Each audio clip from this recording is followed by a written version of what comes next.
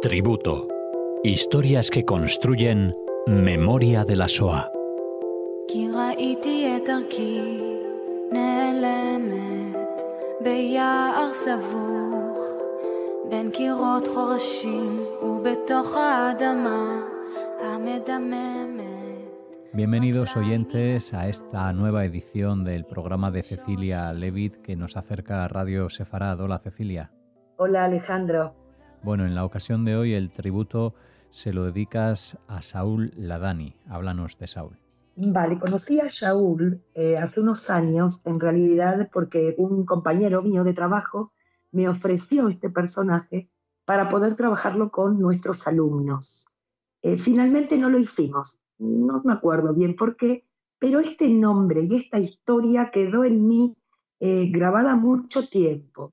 Y bueno, a la hora de armar el programa, el tributo de esta semana, rescaté, vamos a decirlo así, este personaje, que es una historia realmente, bueno, admirable, asombrosa, no sé bien cuál es el adjetivo, pero que hoy quiero compartir con mis oyentes. Shaul Ladany nace el 2 de abril de 1936 y nace en Belgrado, entonces Yugoslavia. Su padre es un químico y su madre es una ama de casa. Shaul es el mayor de 3 hermanos. Es una familia, bueno, de buen pasar económico, una familia muy grande, abuelos, tíos, primos. Estos son, digamos, en toda esta zona de Belgrado, son los judíos que, bueno, con la expulsión de España, ¿sí?, habían llegado a los Balcanes y estos judíos se habían asentado ahí con todas sus costumbres sefarditas. Y la familia de Shaul era una de esas familias. Pero cuando Shaul tiene 5 años, caen bombas alemanas, ¿sí?, que destruyen, podemos decir, esta feliz vida familiar. Es así como hubo como un estruendo en la casa se sacude, la madre se abalanza sobre Shaul para protegerlo. Había caído efectivamente una bomba sobre su casa, lógico que ellos no eran el objetivo estratégico, pero la bomba cae ahí en el primer piso, llega a la planta baja y es cierto que mató a varias personas. En abril del 41 la Alemania nazi invade Yugoslavia y una vez que entran se implementan políticas raciales muy rápidamente, ¿no? Y también asistidos por fuerzas colaboracionistas serbias. Etiquetaron a los judíos y a los romaníes como Untermensch. Esto quiere decir subhumanos. Los judíos eran el objetivo principal. Es la Wehrmacht, el ejército alemán, que se abastece, ¿no?, para todos estos crímenes y ataques de la organización fascista llamada el Movimiento Nacional de Yugoslavia. Inmediatamente colocan carteles, ¿no?, en alemán, que decía que todos los judíos tenían que registrarse en un día determinado y en un lugar determinado. Y aquellos judíos que no sigan estas órdenes serían fusilados. También los judíos son arrestados ya en toda la región, se dan lugar los fusilamientos, comienzan las deportaciones, y es así como la familia de Shaul Ladany decide huir a Hungría. Es una huida bastante arriesgada, pero van a llegar a Budapest.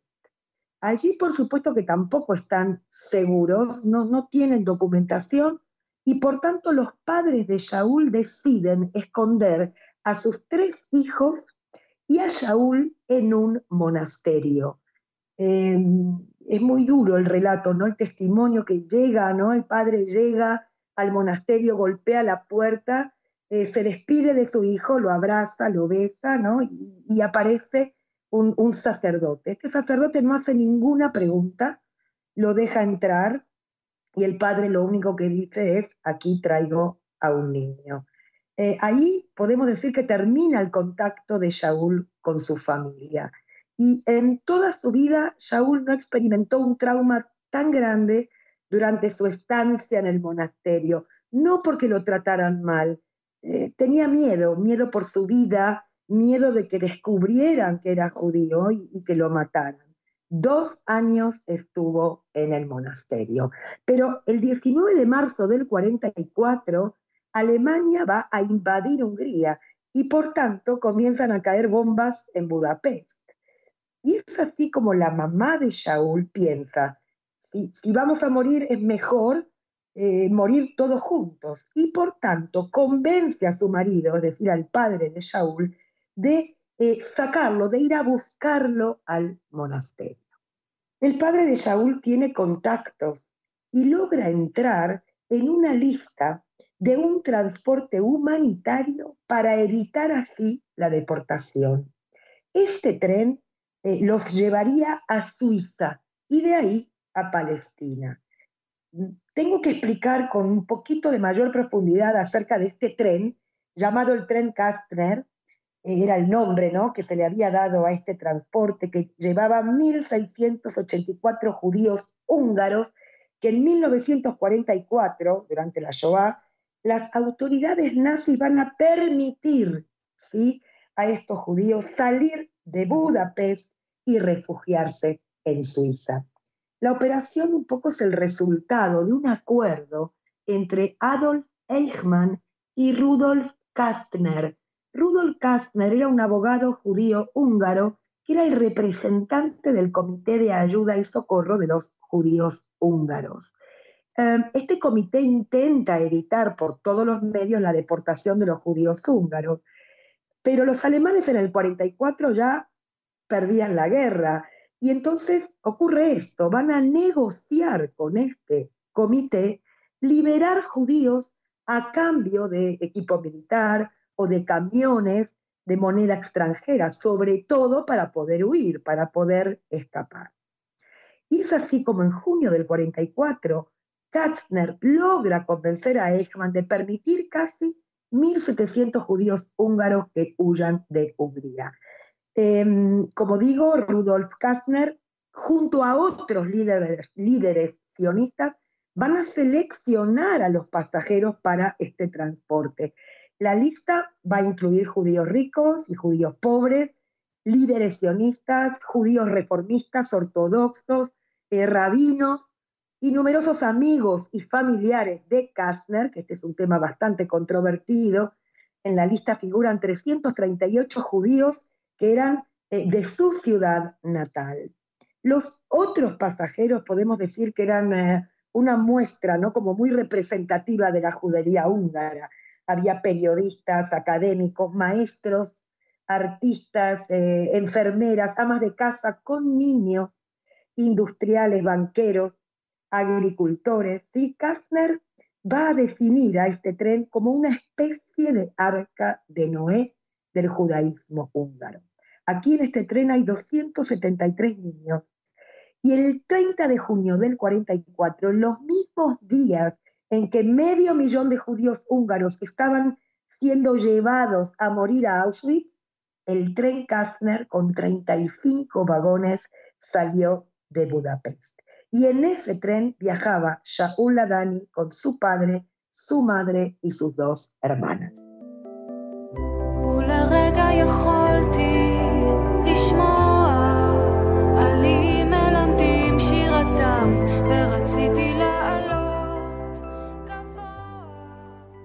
El viaje fue largo y tortuoso, sobre todo el miedo, ¿no?, el temor de estos pasajeros que aquellas promesas no se cumplieran.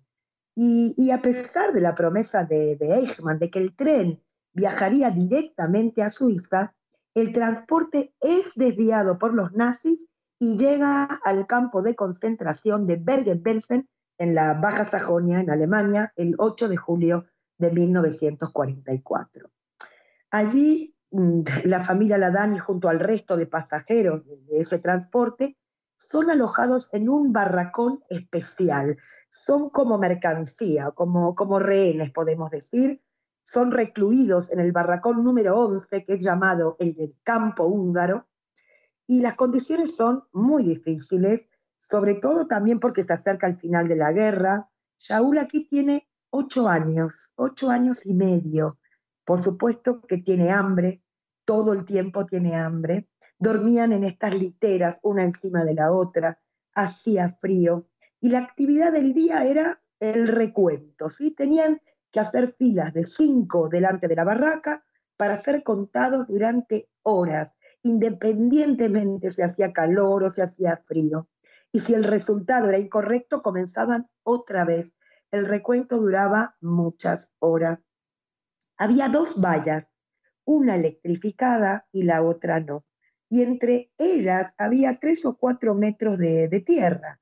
Y allí crecía una planta de tomate. Shaul no puede quitarle los ojos de encima. El deseo no es tan grande, el deseo de comer es tan grande, pero era imposible alcanzarlo. Bergen-Belsen no era un campo de exterminio, sin embargo, mueren allí 52.000 personas, sobre todo en el final de la guerra.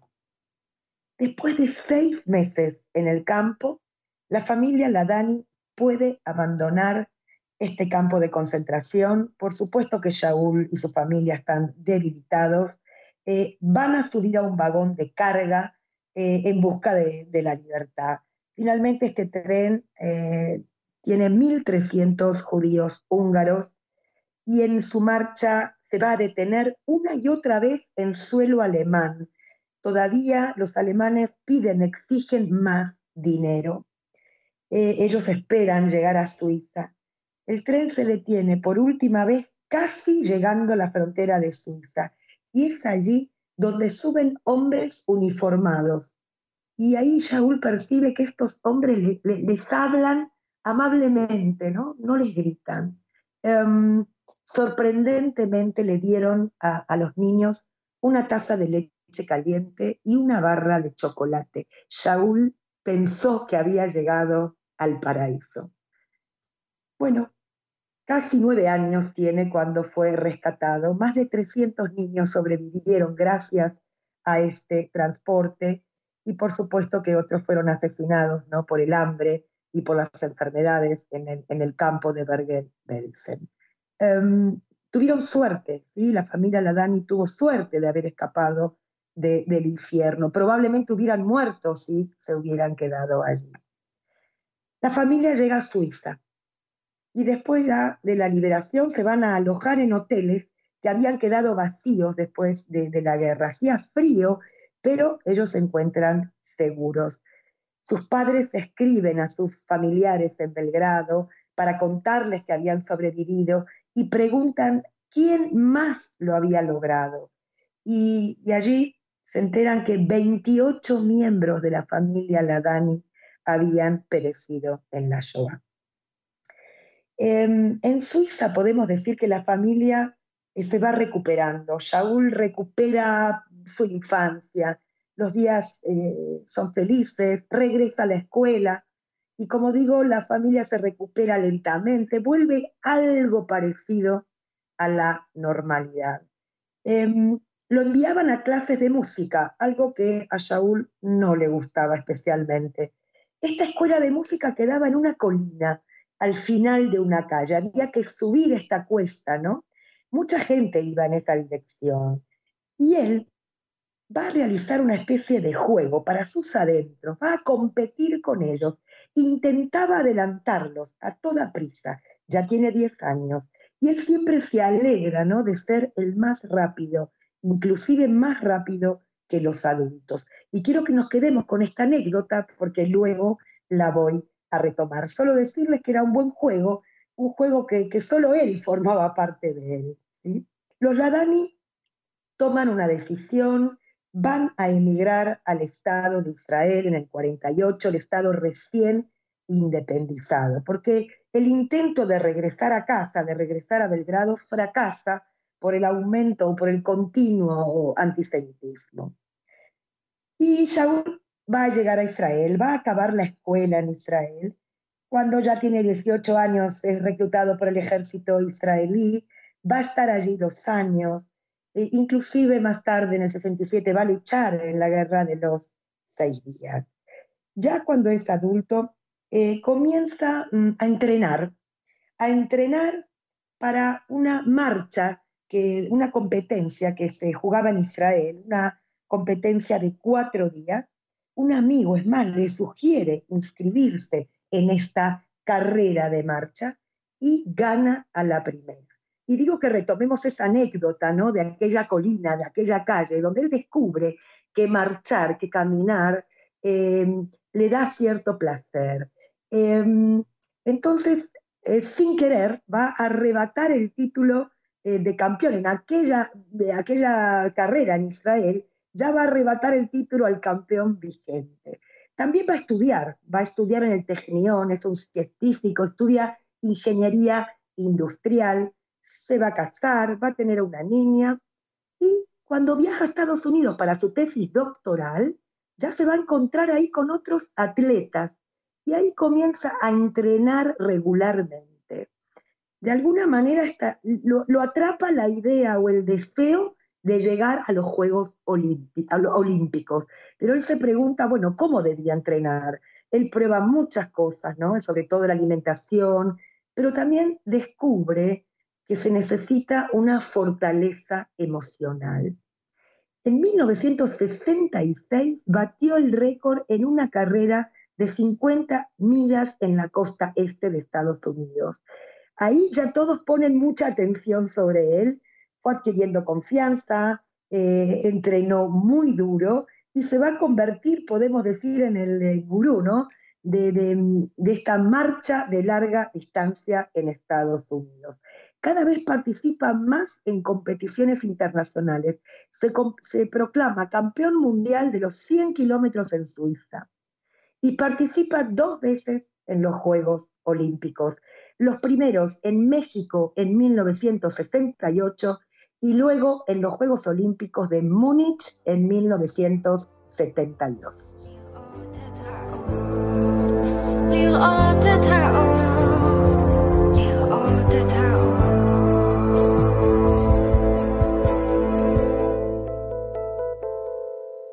El 26 de agosto de 1972 comienzan los Juegos Olímpicos de Múnich.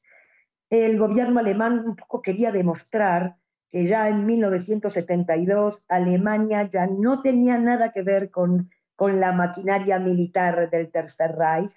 En Múnich, bueno, había flores, había libertad, un ambiente estupendo y agradable. Shaul Adani estaba feliz de estar allí. Eran sus segundos Juegos Olímpicos, pero estos eran especiales, ¿no? Era una oportunidad de poder demostrar, vosotros, bueno, nos quisisteis matar y aquí estamos, ¿no? Capaces de competir con el resto del mundo. Shaul Adani estaba preparado, no tenía un entrenador personal, pero bueno, el día de la carrera comete algunos errores, salió demasiado deprisa, empleó demasiado esfuerzo al principio y llegó a la meta en el puesto número 19, después de una marcha de 4 horas y 24 minutos. Esa misma noche fueron invitados por las autoridades del gobierno alemán, fueron invitados a una cena de gala, ¿sí? la delegación israelí. Ahí está todo el equipo, inclusive con los funcionarios. Hay una foto de toda la delegación israelí de los diferentes deportes. Y luego, que por supuesto, después de esta cena se acuestan tarde, inclusive 3 de la mañana. Ese día, el 5 de septiembre, ¿sí? A las 5 de la mañana, el vecino del segundo piso donde ellos dormían, los deportistas, lo despierta para decirle que los árabes habían matado a Manei, que era uno de los deportistas de la delegación israelí. Y es ahí donde Shaul se da cuenta de la gravedad de lo que está ocurriendo. Pero sin pensar, se levanta y abre y va hacia la puerta principal, y como digo, sin pensar, y es ahí donde ve a un hombre con una gorra y el rostro pintado de negro, a unos 4 o 5 metros de él, pero este terrorista no lo vio. Y es ahí donde él escucha una conversación de este terrorista con 4 guardias de la Villa Olímpica. Estos guardias le piden, por favor, que llamen a la Cruz Roja, le dicen en un momento, deberíais mostrar mayor humanidad. Y este terrorista respondió, los judíos no son humanos. Es ahí donde la Dani se da cuenta, ¿no?, que tienen que huir. Es cierto que él creyó en ese momento que era una cuestión de suerte que estos terroristas no hayan entrado en su apartamento.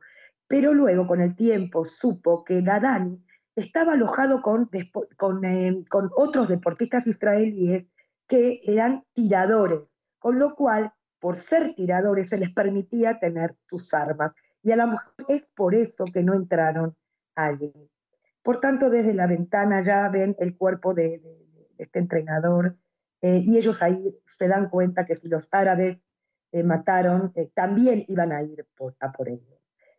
Ladani se pone, digamos, arriba del pijama, se pone la ropa de entrenamiento y van a escapar por la terraza. Inclusive Ladani va a regresar porque quiere advertir a un entrenador, a otro entrenador, que se pusiera a salvo. A partir de aquí las negociaciones con el secuestrador se van a prolongar varias horas, inclusive luego todo un día. Se cancelan varios intentos de entrar a rescatar a los deportistas israelíes. Inclusive ya por la noche llegan a un acuerdo de sacar a los terroristas del país con un avión. Es como la última posibilidad de liberar a los rehenes, pero lamentablemente en una acción descoordinada las negociaciones fracasan por completo y en un tiroteo que dura varias horas van a morir 11 deportistas israelíes y un agente de la policía de Múnich, al igual que 5 de los 8 terroristas. Sabemos que este atentado, ¿no? Fue realizado por la OLP, entonces liderada por Arafat. Es la masacre de Múnich, ¿no? Como digo, 11 israelíes deportistas murieron, comandado, ¿no? También por este grupo terrorista de Septiembre Negro. Al día siguiente el gobierno israelí ordena que los deportistas, que la delegación israelí regrese de inmediato. Y es así como llegan los sobrevivientes a Tel Aviv con los cuerpos, ¿no?, de sus compañeros en la bodega del avión. Y cuando aterrizan en Israel, Shaul ve una multitud de gente reunida alrededor, lo abrazan, ¿no?, como si hubiera resucitado entre los muertos. Y es en ese momento donde él se siente afortunado. Y también nos dice, 5 días después de esta masacre de Múnich, se celebra la clausura de los Juegos Olímpicos. Estos Juegos nunca se detuvieron, que este es un tema que se discute hasta el día de hoy. Para terminar este tema de los Juegos Olímpicos, en este juego de clausura Israel ya no estaba, pero no estaba ni siquiera su bandera. Y un poco la conclusión es que, bueno, habían logrado el objetivo, ¿no? Israel había desaparecido de la escena internacional. Como digo, 2 veces intentaron matarlo, ¿no? Y él continuó siempre adelante. A partir de aquí, él va a seguir jugando maratones en Tel Aviv y siempre va a llegar a la meta. Él siempre dice, cuando llega a la meta, estoy feliz de estar aquí. Como dije, es un profesor de ingeniería, de gestión industrial, recibido en el Technion, trabajó en la Universidad de Ben Gurión, es autor de más de una docena de libros, 120 artículos académicos, habla 9 idiomas y hoy vive en Israel. Tiene 85 años. Y quiero decirles que el año pasado, con 84 años, su objetivo era correr una carrera de 84 kilómetros por la edad que tenía en ese momento. Hoy vive en Modi'in con su hija, también tiene sus 3 nietos. Y todavía tiene el récord mundial en la carrera de 50 millas que no se ha roto desde 1972. Este es mi tributo. Yo solo me quiero quedar, de verdad, aunque parezca anecdótico, me quiero quedar con aquella planta de tomate, ¿no? Y ese deseo de Shaul de querer algo y no poder alcanzarlo. Y yo pienso, ¿no? Pienso en todos tus logros, Shaul, y en la fortaleza emocional.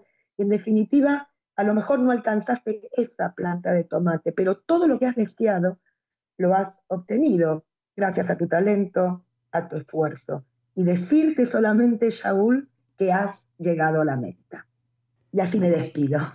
Muchísimas gracias, Cecilia Levitt, por este homenaje, este tributo que ha rendido hoy a Shaul Ladani aquí en Radio Sefarad, en este espacio que compartes con todos los oyentes, con tus oyentes aquí en esta casa.